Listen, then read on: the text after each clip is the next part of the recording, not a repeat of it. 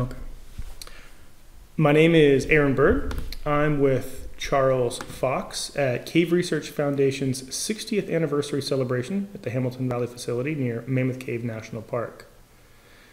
Charles, can you tell us what this event means to you?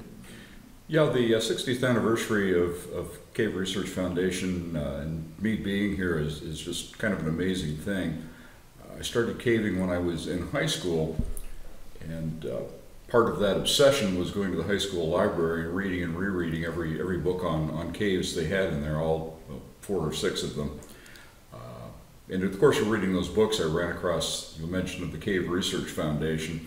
At that time, kind of looked at it as being the elite of the elite. No way in my life I was ever going to belong to such a thing. I've ended up in Cave Research Foundation kind of through the back door. After Roger's book came out, I finally gave in to the temptation and wrote to Roger, because his address was listed in the book, and said that I was interested. Waited about 6 months, and finally a letter from CRF showed up in my mailbox, and I opened it up, a little surprised that they'd responded at all, because CRF at that point had a reputation of being pretty unapproachable. And sure enough, it was a rejection letter, so I gave up any hope of ever belonging to CRF. Fast forward about 20 years later, was working on the Mammoth Cave Restoration Project.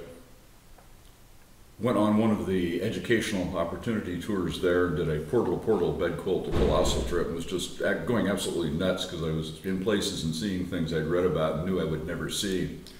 Told Norm Rogers, who was then the head of that project, that whole sad story, not realizing that Norm was a retired CRFer, and a month later walked into my first expedition and have been doing this for 17 years ever since.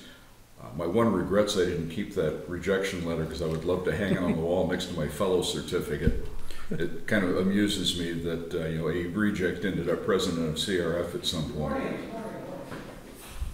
So for me, to be part of this organization, something I knew would never happen, and yet here I am.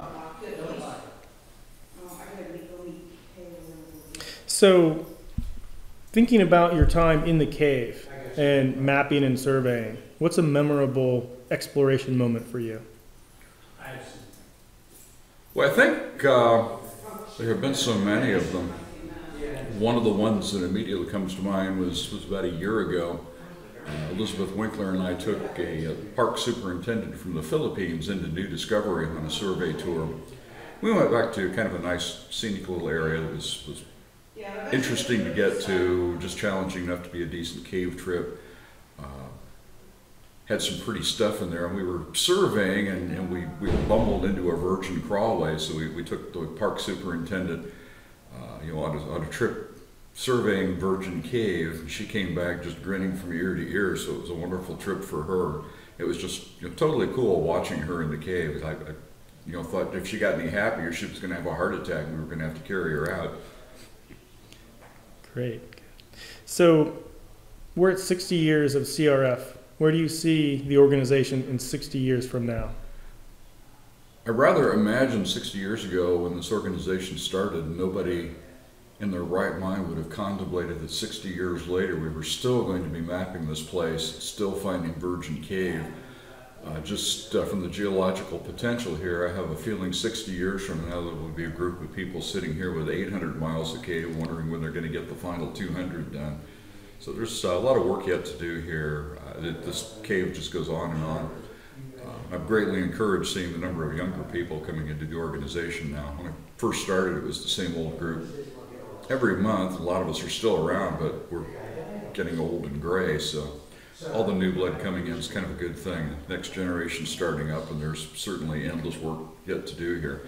Suspect also there will be new projects in new places. Some of the projects we have going are finite. They're eventually going to finish the cave and move on, but new things keep popping up, so it's kind of a dynamic organization. It grows and changes.